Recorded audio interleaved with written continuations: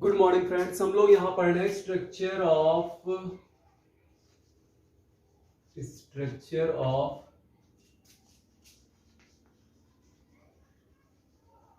Human blood.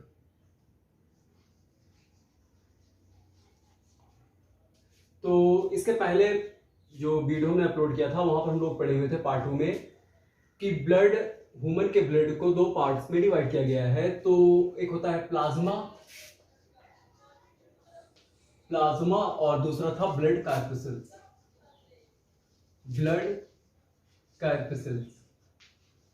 अब plasma दो part में डिवाइड किया है। प्लाज्मा क्या है? प्लाज्मा भाई ब्लड क्या है? ब्लड एक कनेक्टिव टिश्यू है। अगर कनेक्टिव टिश्यू होगा तो इसमें सेल्स होंगी और ग्राउंड फ्लूइड होगा। तो ग्राउंड फ्लूइड को मैट्रिक्स कहते हैं, तो वही मैट्रिक्स का नाम यहाँ पर प्लाज्मा रखा गया है। तो थोड़ा जल्दी से एक बार रिकैप कर लेते हैं।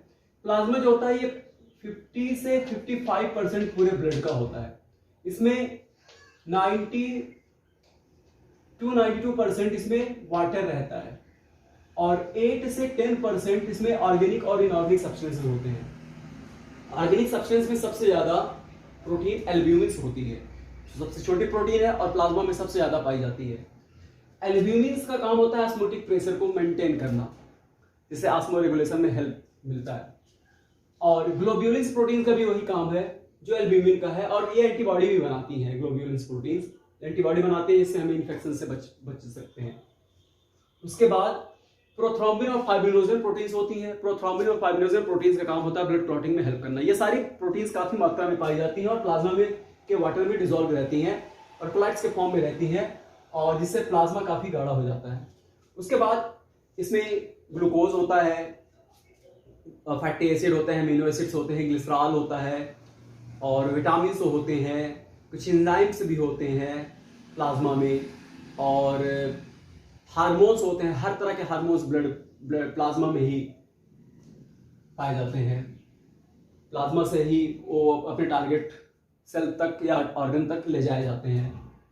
तो इसके अलावा अगर देखा जाए तो अब इनऑर्गेनिक सब्सटेंस में सोडियम क्लोराइड, सोडियम बाइकार्बोनेट ज्यादा मिलता है, इसलिए कभी मुंह में चोट लग जाती है तो ब्लड नमकीन रहता है। तो इसके अलावा कैल्शियम, मैग्नीशियम और पोटेशियम के सल्फेट, बाइकार्बोनेट, क्लोराइड, ये सब भी पाए जाते हैं। और इसमें एक देखा जाए तो एक कॉन्जुगेटेड पॉलीसेक्राइड होता है जिसको हिपैरिन कहते हैं। हिपैरिन, जब तक हमारे ब्लड वेसल्स में ब्लड बहता रहता है, हिपैरिन ब्लड को जमने से बचाता है, तो हिपैरिन भी यहीं पर पाया जाता है। और इसमें कुछ वेस्ट मटेरियल, सिलेटरी मैटर्स भी डिसॉल्व रहते हैं, जैसे यूरिया हो गया, यूरिक एसिड हो गया, क्रिटीन हो गया, क्रिटिनिन हो गया, ये सब भी पाए जाते हैं। इसमें गैसें घुली रहती हैं। इसमें 5 ml 100 ml प्लाज्मा में 5 ml तो आपको कार्बन डाइऑक्साइड डिसॉल्व रहती है। 0.9% यहाँ पर ml जो होती है आपको ऑक्सीजन मिल जाएगी, इसमें डिसॉल्व रहती है, और 0.5 ml नाइट्रोजन डिसॉल्व रहती है। ये सारी गैसें भी इसमें गैस भी डिसॉल्व रहती हैं। और अब आगे हम लोग पढ़ेंगे ब्लड कार्पेसल्स। तो इसके पहले हमने एक चार्ट बनाया हुआ था। ब्लड कार्पेसल्स को 3 भागों में बांटा गया था। एक था रेड ब्लड कार्पेसल्स और व्हाइट ब्लड कार्पेसल्स और ब्लड प्लेटलेट्स। तो कार्पेसल्स, अब इसके बारे में अब इसको सीरीज करें, उसके बाद आपको बताते हैं। यहां हम लोग पढ़ेंगे स्ट्रक्चर ऑफ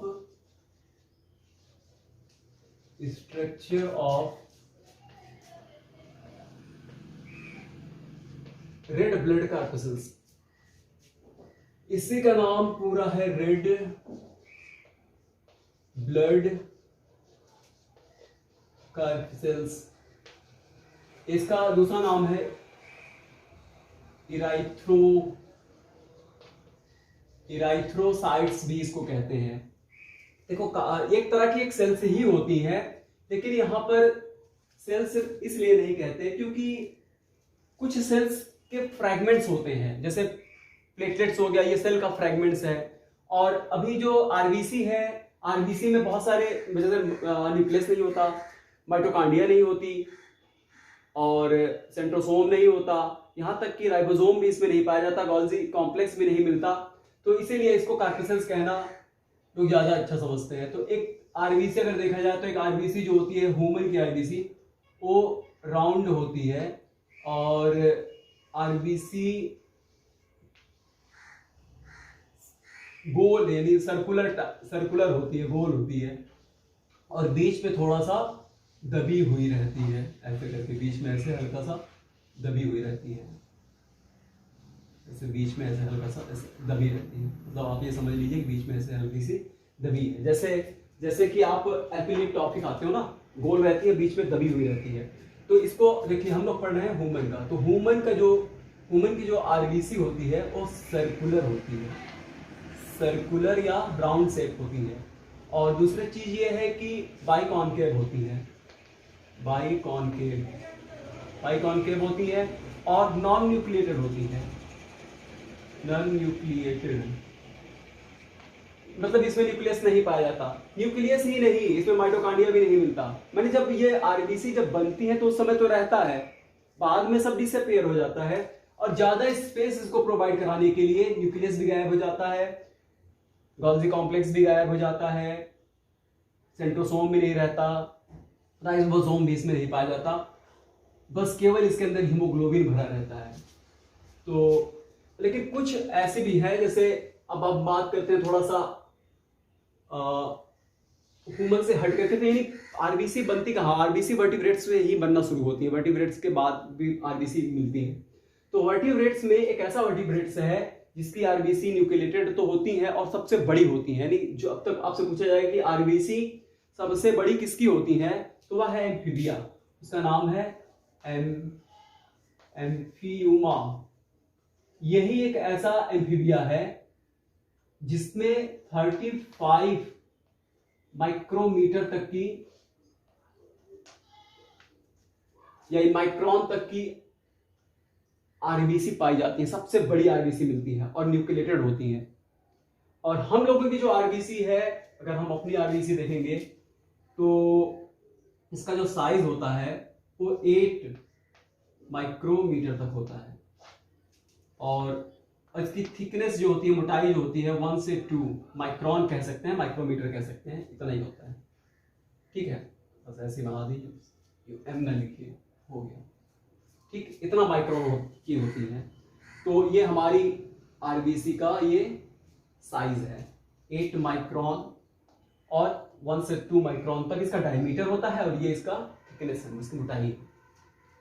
तो अब हम लोगों में केवल एक कैमल ही ऐसा मेमेलियंस है, हम लोग तो मेमेलियंस है, कैमल एक ऐसा मेमेलियंस जिसकी पूरी आरबीसी जो होती है नॉन न्यूक्लिएटेड होती है, और लेकिन ओवल शेप होती है, अंडाकार होती है। और एक मस्क डियर होती है, और जिसमें आरबीसी सबसे छोटी आरबीसी होती है, मतलब मेमेलियंस में सबसे छोटी आरबीसी मस्क डियर की होती है। तो ये रहा आरबीसी के बारे में। अब आरबीसी की बात करें तो आरबीसी के बाहर यहां पर जो प्लाज्मा मेम्ब्रेन पाया जा रहा है, ये प्लाज्मा ही, अगर ये सेल है तो प्लाज्मा मेम्ब्रेन तो रहेगी। इसकी जो प्लाज्मा मेम्ब्रेन होती है वो प्लाज्मा मेम्ब्रेन केवल नेगेटिव चार्ज आयन को ही आने जाने देती है, जैसे बाइकार्बोनेट आयन हो गया HNO, और क्लोराइड आयन हो गया, केवल इन्हीं को ये आने जाने देती हैं। तो इसीलिए इसको बोला जाता है डोनेंस मेम्ब्रेन। आरबीसी की मेम्ब्रेन्स को डोनेंस मेम्ब्रेन्स कहते हैं, क्योंकि ये केवल नेगेटिव चार्ज आयंस को ही आने जाने देती हैं। अब इसके अंदर देखा जाए तो जो आरबीसी होती है, आरबीसी के अंदर एक प्रोटीन और लिपिड्स का बना एक नेटवर्क होता है जिसको स्ट्रोमैटिन कहते हैं। स्ट्रोमैटिन प्लस लिपिड का बना, ये क्या है, ये प्रोटीन है, ये एक प्रोटीन है, और तो इसका बना हुआ है एक नेटवर्क होता है जो आरबीसी को फ्लेक्सिबल, लचीला बना देता है, ताकि आरबीसी अपने कम से कम डायमीटर वाले ब्लड वेसल्स, ब्लड कैपिलरीज में भी आसानी से ये जा सकते हैं, मुड़ मुड़ करके ये चली जाती हैं, क्योंकि इसमें स्ट्रोमैटिन और लिपिड्स की बनी एक नेट होता है जो इसको स्केलेटन का काम करता है इसमें, और फ्लेक्सिबल बनाए रखता है। इसके बाद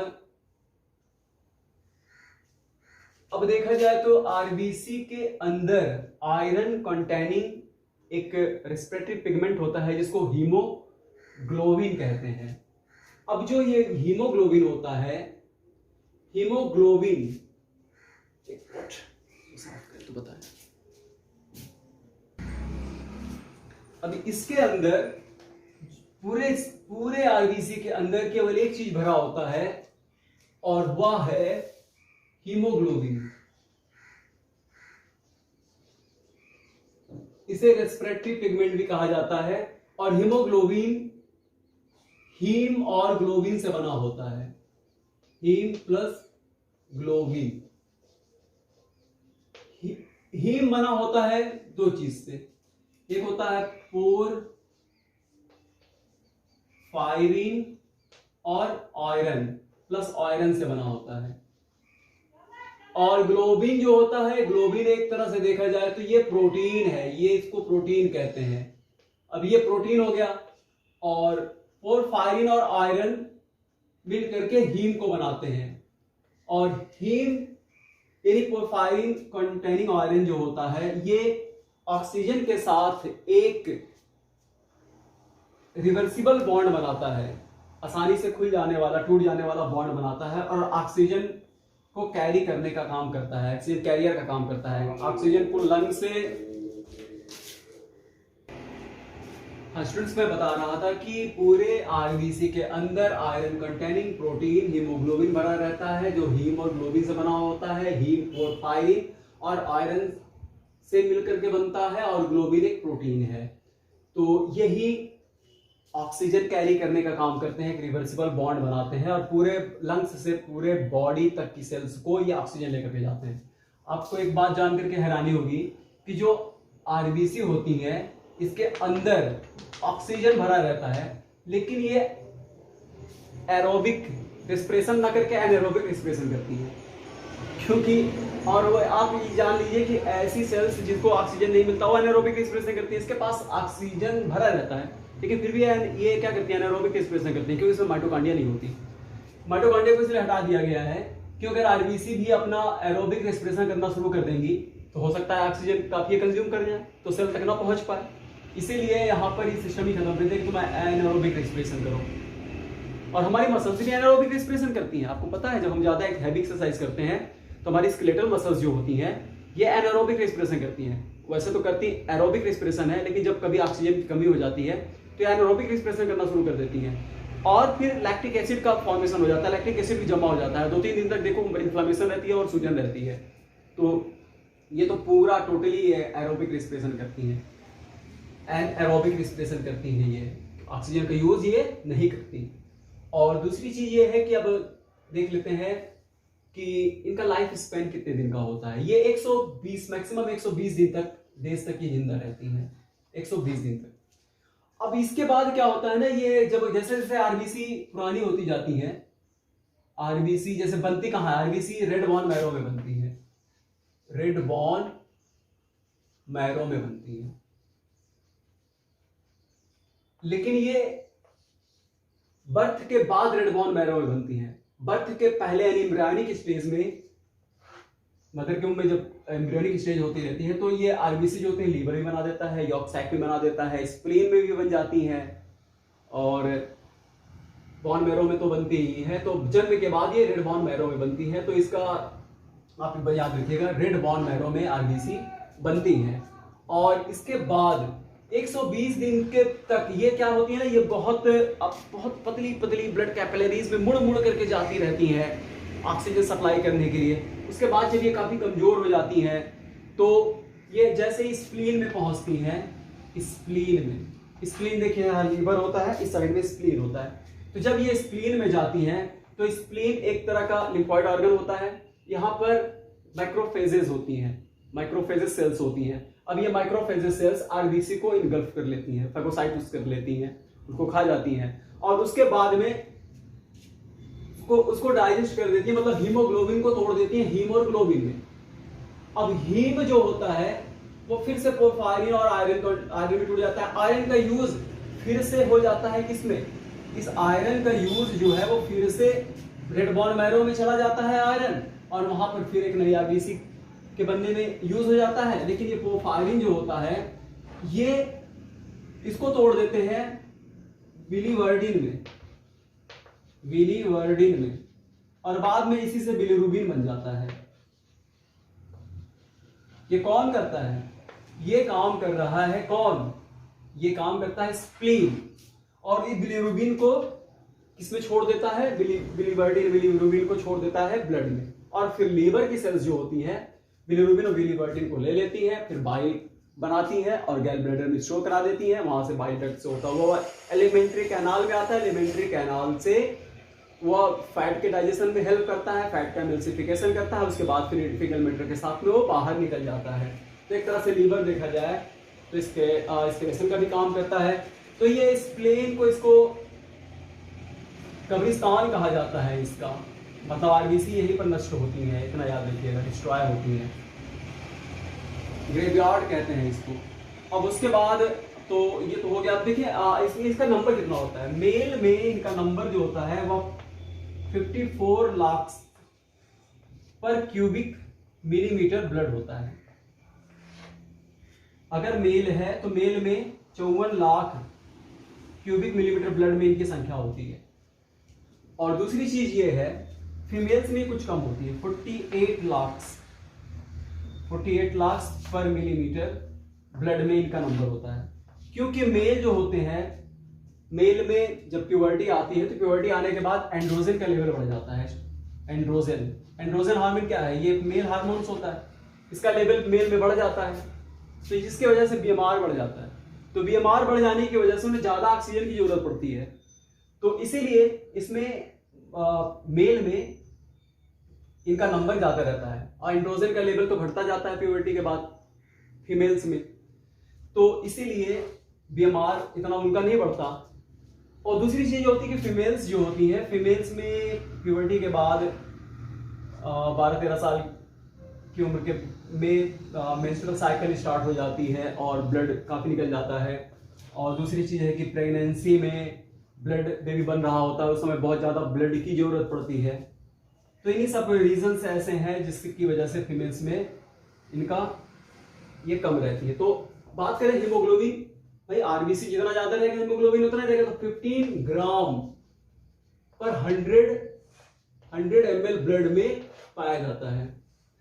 15 ग्राम हीमोग्लोबिन होना चाहिए अगर हेल्दी कोई देखा जाए ब्रेस्ट, तो इतना होना चाहिए हीमोग्लोबिन। अगर इससे हीमोग्लोबिन आरबीसी का नंबर कम हो जाता है, हीमोग्लोबिन घटेगा, तो उसको एक डिजीज होती है, उसको एनीमिया कहा जाता है, एनीमिया रोग हो जाता है उसको, एनीमिया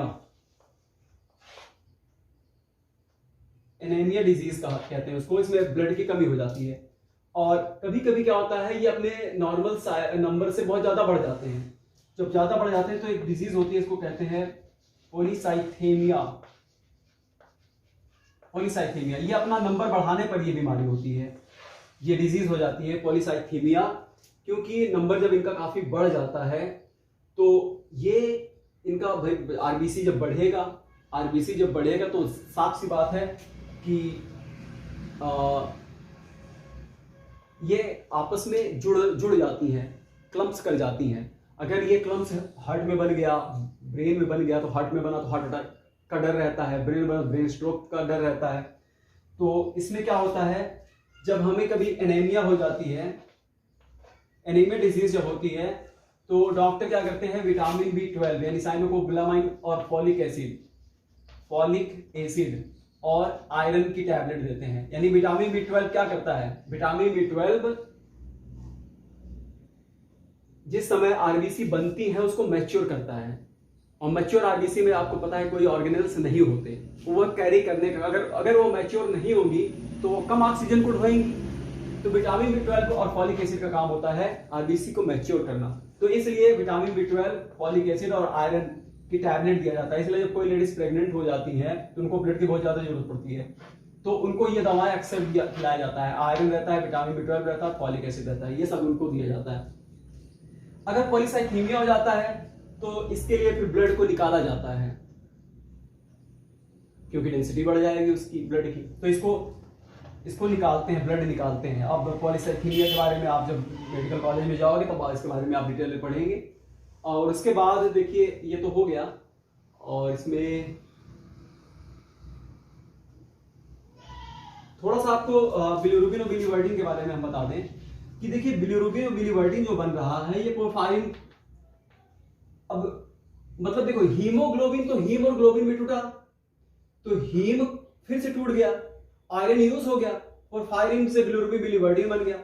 तो कभी कभी क्या होता है ना, जैसे लीवर में इन्फेक्शन हो जाता है या लीवर में या कोई इन्फेक्शन हो गया, लीवर फंक्शन नहीं कर रहा है ठीक से, तो यही बिलिरुबिन और बिलिवर्डिन जो होता है ना, हमारी आंखों के जो सफेद वाला भाग है स्क्लेरा, यहाँ स्क्लेरोटिक में यहाँ जमा हो जाता है, नाखून के नीचे जमा हो जाता है, स्किन के नीचे इकट्ठा हो जाता है, और यूरिन के साथ बहुत ज्यादा बिलिरुबिन निकलने लग जाता है, तो पूरा पीला येलो कलर हो जाती है, आंखें येलो कलर की हो जाएंगी, स्किन येलो कलर की हो जाएगा, और यूरिन जो होता है येलो कलर का हो जाता है।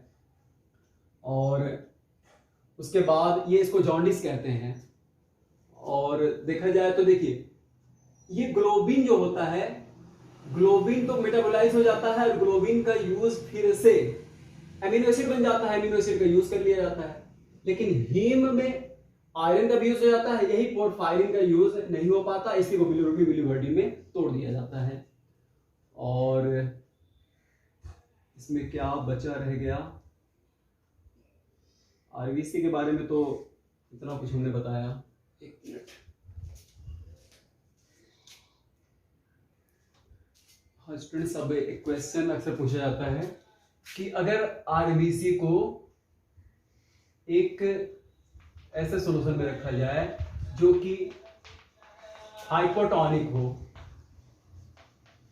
हाइपोटोनिक यानी 0.5% के सॉल्यूशन में अगर इसको हम रखते हैं तो आरबीसी क्या होगी।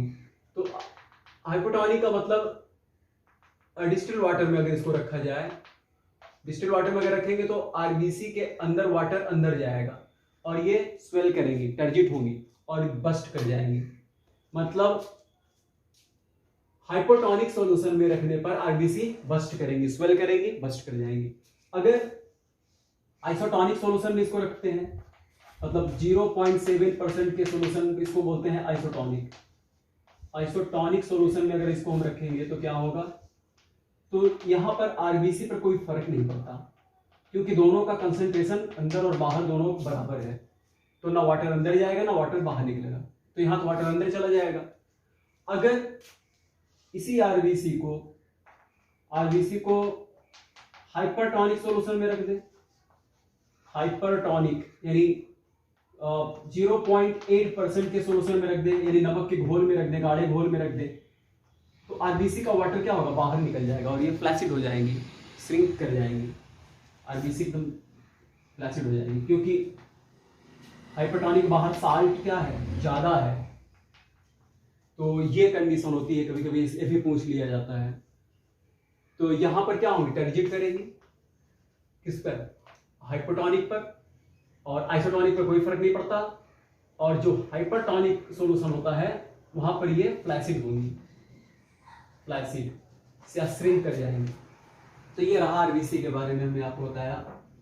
और अब जो कुछ छूटा रहेगा हम नेक्स्ट लेक्चर में आपको बता देंगे। तो इसको आप 1-2 बार वीडियो जरूर देखिए, अच्छे समझिए। इसमें हमने लगभग, हाँ एक चीज आपसे ये भी पूछा जा सकता है, जो अगर छोटे क्लासेस के अगर आप स्टूडेंट्स हैं जैसे हाई स्कूल तक के, तो हाई स्कूल में आपसे एक क्वेश्चन ये पूछा जाता है कि हीमोग्लोबिन क्या है और कहाँ पाया जाता है। तो आप ये बताओगे कि हीमोग्लोबिन आयरन कंटेनिंग प्रोटीन है जो कहाँ पाई जाती है, आरबीसी के अंदर पाई जाती है। इसका काम क्या होता है, ये ऑक्सीजन और कार्बन डाइऑक्साइड के कैरी का काम करता है। और एक बात और याद रखिए आप, क्या आपको पता है कि ब्लड, एक ड्रॉप ब्लड में आरबीसी का काउंट कितना होता है, 26 करोड़ 26 करोड़ होती हैं। 26 करोड़ का मतलब क्या, कितना ज्यादा, एक बूंद खून में 26 करोड़ क्या है, आरबीसी है। अगर आप देखा जाए तो 98 से 99% तो केवल आरबीसी ब्लड में पाई जा रही है। तो ब्लड में आरबीसी का नंबर इतना ज्यादा होता है, और ये iron containing protein haemoglobin red colour का होता है, इसलिए पूरा पूरा कलर जो होता है ब्लड का वो रेड कलर का हो जाता है। तो ब्लड का रंग जो लाल होता है वह रिस्पेक्टिव पिगमेंट हीमोग्लोबिन की वजह से ही होता है, और हीमोग्लोबिन आरबीसी के अंदर भरा रहता है।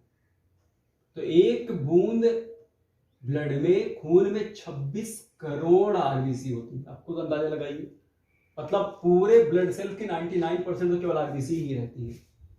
तो अब नेक्स्ट डे डब्ल्यूबीसी के बारे में पढ़ेंगे। आप इस वीडियो को 1-2 बार जरूर देख लीजिए और अच्छे समझने की कोशिश कीजिए, उसके बाद आपको बताएंगे। Thank you.